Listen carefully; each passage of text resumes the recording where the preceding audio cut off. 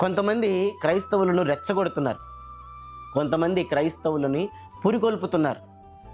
దాడికి ప్రతిదాడి, ధర్నాలని, ఈ రీతిగా చూడండి క్రైస్తవులను రెచ్చగొడుతున్నారు. అదే రీతిగా ఆ చర్చికి పగలగొట్టారు, ఈ చర్చికి కూలగొట్టారని, అక్కడ ఏదో దాడి జరిగింది, ఇక్కడ ఏదో దాడి జరిగిందని చెప్పి క్రైస్తవులని రెచ్చగొట్టేటువంటి ప్రయత్నం చేస్తున్నారు.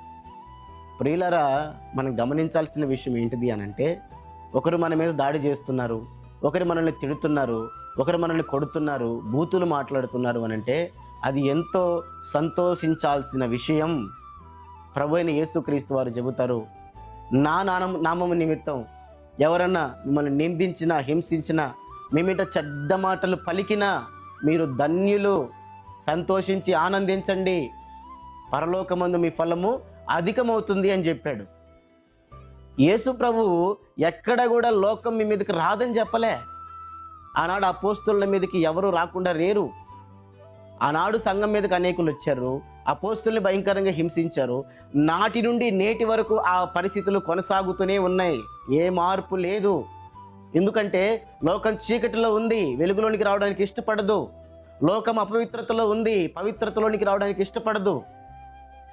లోకము అపవాది బంధకాలలో ఉంది, మన దగ్గరికి రావడానికి ఇష్టపడదు, పాపాన్ని ప్రేమిస్తుంది. ప్రభు అయిన యేసుక్రీస్తు వారి యొక్క పరిశుద్ధత వైపు రాదు. నీ వెళ్ళి చెబితే నీ మీద తిరగబడతారు, నువ్వు పరిశుద్ధతకు రమ్మంటే నీ మీదకి దాడి చేస్తారు.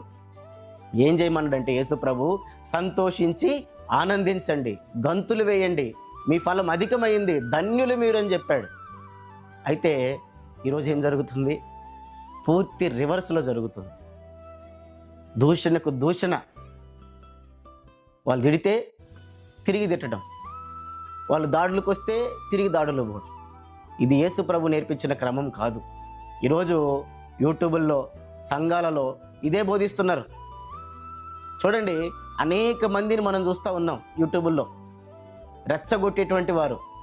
అటువంటి వారికి దూరంగా ఉండండి ప్రియులారా. అటువంటి రెచ్చగొట్టే వారికి మీరు దూరంగా ఉండండి. దూరంగా లేరు అనుకోండి, మీ పిలుపుని మీరు పోగొట్టుకున్న వారు అవుతారు. ప్రభువైన యేసుక్రీస్తు వారు ఎందుకొరకైతే నేను ఈ లోకంలో ఏర్పరచుకున్నాడో దాన్ని సంపూర్ణంగా మీరు కోల్పోయిన వారు అవుతారు. అట్టి వారిగా మీరు ఉండకూడదనే ప్రభువు ఈ వీడియో ద్వారా మాట్లాడుతున్నాడు, ఈ వాక్యాలు మీకు వినిపిస్తున్నాడు.